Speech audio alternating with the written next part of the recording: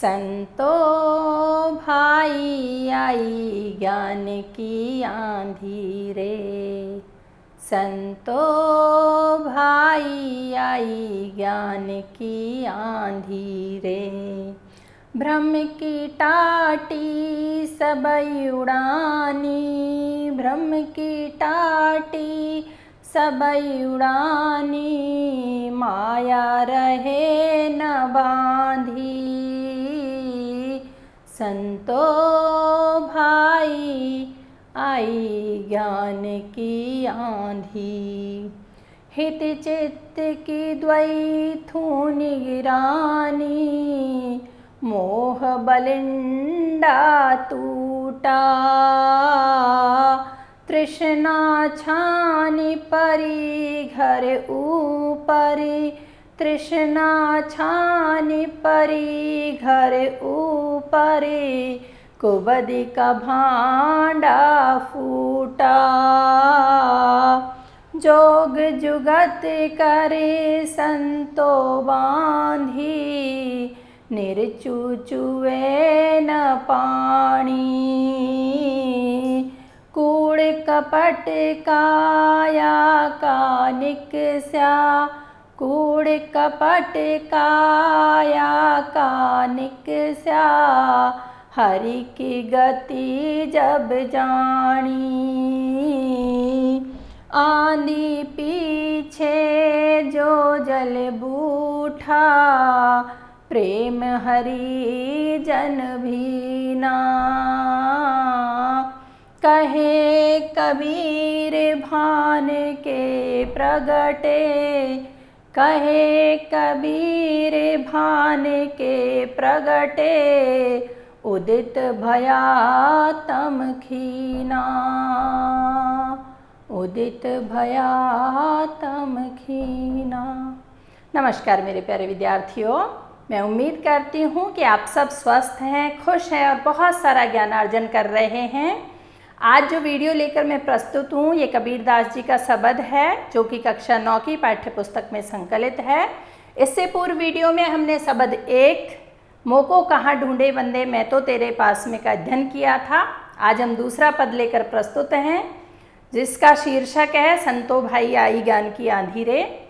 इस पद में कबीरदास जी ने जीवन में जब ज्ञान की आंधी का आगमन होता है या ज्ञान की आंधी आती है तो क्या क्या बदलाव होते हैं और मन के सारे जो दुर्गुण होते हैं, सारे जो बुरे विचार होते हैं वो आंधी में उड़ जाते हैं अर्थात नष्ट हो जाते हैं और उसके बाद सद्गुणों का आगमन होता है। इसका चित्रण, इसका उल्लेख इस पद में किया है। तो आइए सबसे पहले कठिन शब्द देख लेते हैं। टाटी। टाटी होता है टटिया, यानी कि घास फूस का एक पर्दा होता है जो झोंपड़ी के अंदर लगाया जाता है। यहाँ आपको दिखाई दे रहा होगा टाटी, ये जो टाटी लगी हुई है यानी दीवार का काम कर रही है, पर्दे का काम कर रही है जो कि घास फूस की बनी है, इसे टाटी कहते हैं। घास फूस का पर्दा कह सकते हैं इसे।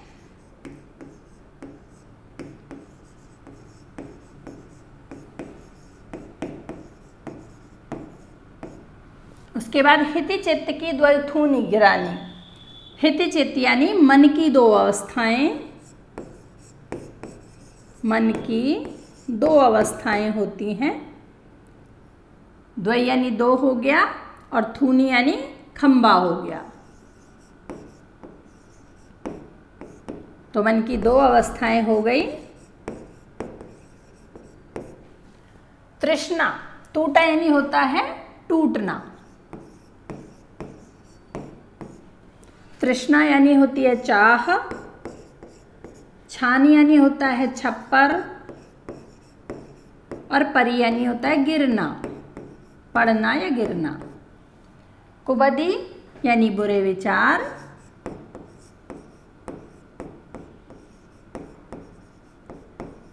और भांडा यानी मिट्टी के बर्तन।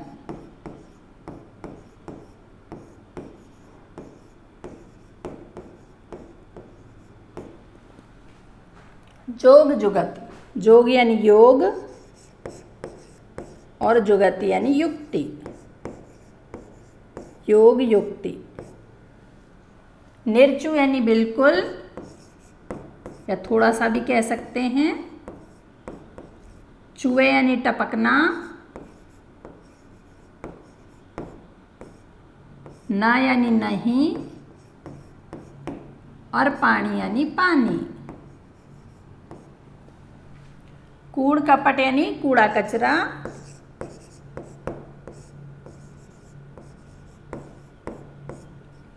काया यानी शरीर,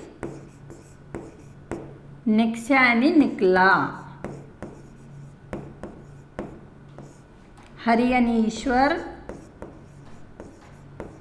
और गति यानी स्थिति।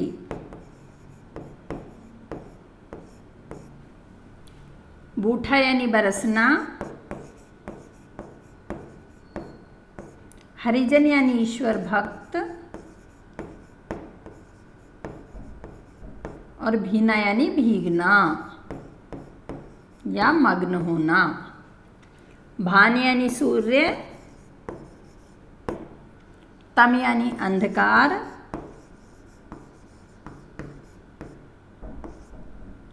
और खीना यानी क्षीण होना यानी खत्म हो जाना। ये थे कठिन शब्द। अब इसका भावार्थ देखते हैं। कबीरदास जी कहते हैं कि संतो भाई आई ज्ञान की आंधी रे, कि संतो भाई, संतों को संबोधित करके कहते हैं कि संतो भाई ज्ञान की आंधी का आगमन हो चुका है। और मन में जब ज्ञान की आंधी आती है तो उसके क्या परिणाम होते हैं, उससे जीवन में क्या क्या बदलाव होते हैं, वो आगे दिखा रहे हैं, आगे उनका उल्लेख कर रहे हैं। ये जो शब्द है ये एक रूपक है, यानी मन को एक झोंपड़ी से कंपेयर किया है, तुलना की है, या झोंपड़ी का रूपक उसे दिया है कि जिस तरह से जब वातावरण में आंधी आती है तो झोंपड़ी में क्या क्या परिवर्तन होते हैं, उसी प्रकार से जब हमारे जीवन में ज्ञान रूपी आंधी आती है तो जीवन में क्या क्या बदलाव होते हैं। सबसे पहले वो कहते हैं भ्रम की टाटी सबई उड़ानी। वो कहते हैं कि जब ज्ञान की आंधी का आगमन होता है तो भ्रम रूपी टाटी उड़ जाती है। जो टाटी है, भ्रम को टाटी बताया है, तो यहाँ भ्रम रूपी टाटी की बात कही गई है। रूपक अलंकार का प्रयोग पूरे पद में किया गया है, पूरे शब्द में किया गया है।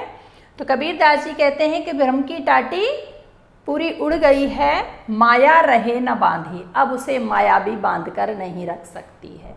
माया अर्थात सांसारिक वैभव यानी धन संपत्ति। ओके, तो कबीरदास जी कहते हैं कि जब ज्ञानोदय होता है, हमारे मन में जब ज्ञान का आगमन होता है तो भ्रम रूपी टाटी अर्थात हमारा भ्रम समाप्त हो जाता है। और जब भ्रम समाप्त हो जाता है तो मनुष्य के मन को माया भी बांध कर नहीं रख सकती है, वो माया से भी दूर हो जाता है और भ्रम उसका समाप्त हो जाता है।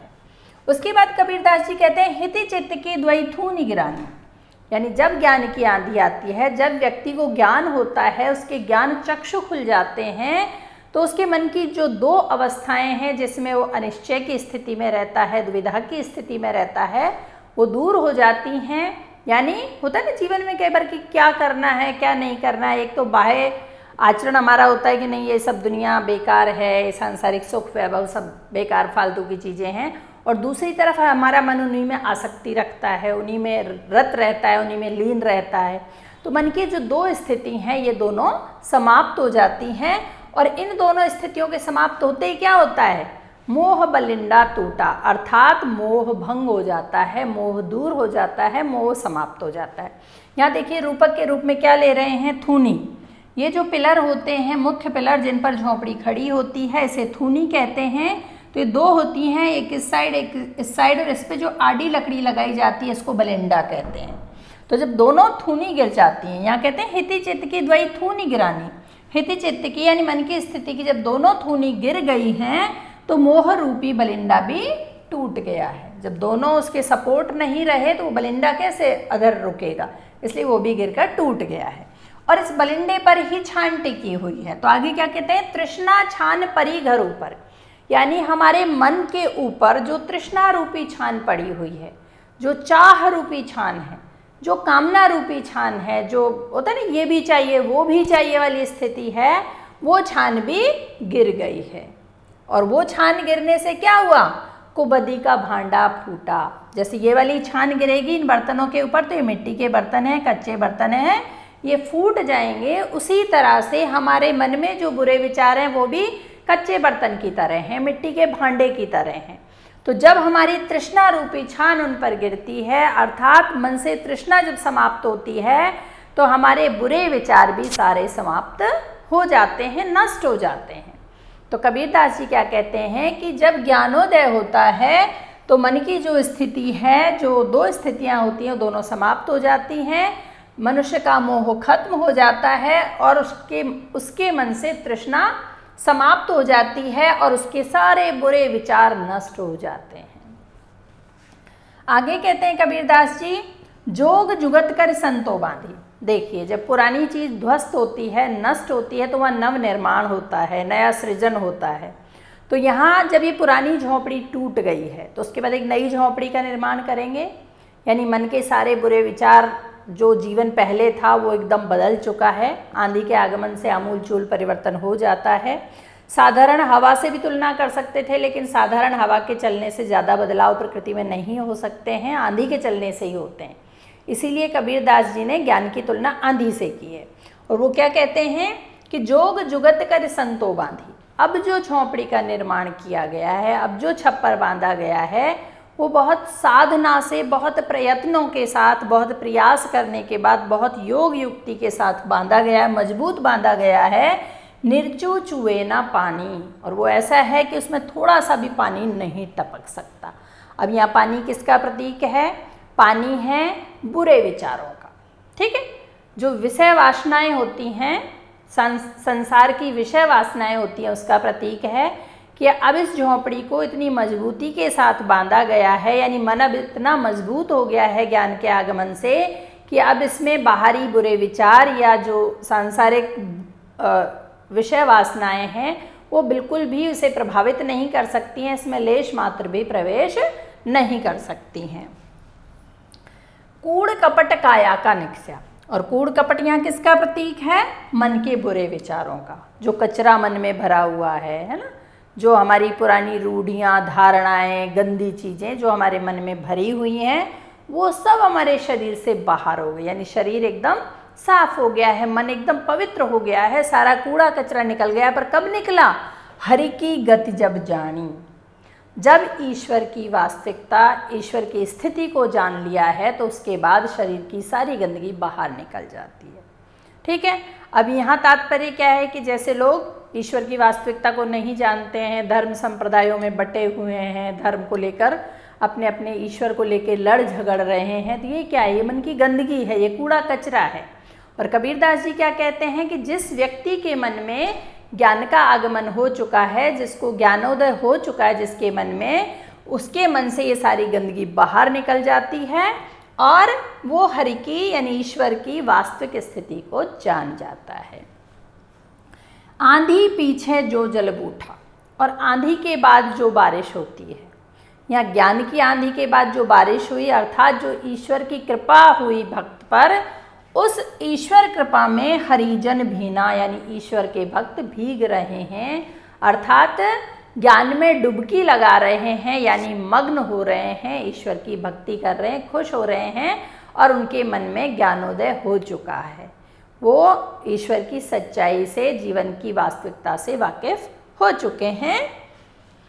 कहे कबीर भान के प्रगटे, फिर कबीरदास जी एक उदाहरण के माध्यम से इस बात को समझा रहे हैं, जो भी एक प्रकृति का ही उदाहरण है कि जिस प्रकार से भानु अर्थात सूर्य, सूर्य का पर्यायवाची भानु आपने पढ़ा होगा कि जब भान प्रकट होता है, अर्थात जब सूर्य प्रकट होता है, उदित होता है, उग जाता है, तो क्या होता है? अंधकार, जो अंधेरा होता है वो क्षीणा अर्थात क्षीण हो जाता है, समाप्त हो जाता है। जब सूर्योदय होता है तो अंधकार समाप्त हो जाता है। उसी तरह से यहाँ सूर्य किसका प्रतीक है? ज्ञान का प्रतीक है। और अंधकार किसका प्रतीक है? अज्ञान का प्रतीक है। अर्थात जब जीवन में ज्ञानोदय होता है, ज्ञान रूपी सूर्य जब उदित होता है, तो अज्ञान रूपी अंधकार समाप्त हो जाता है। तो ये था शब्द। मैं उम्मीद करती हूँ ये आपको समझ आया होगा, वीडियो को आपने एंजॉय किया होगा। वीडियो अच्छी लगे तो लाइक कीजिएगा, शेयर कीजिएगा। चैनल पर पहली बार आए हैं तो चैनल को सब्सक्राइब करना बिल्कुल नहीं भूलें। फिर मिलती हूँ एक और ज्ञानवर्धक वीडियो के साथ, तब तक के लिए नमस्कार।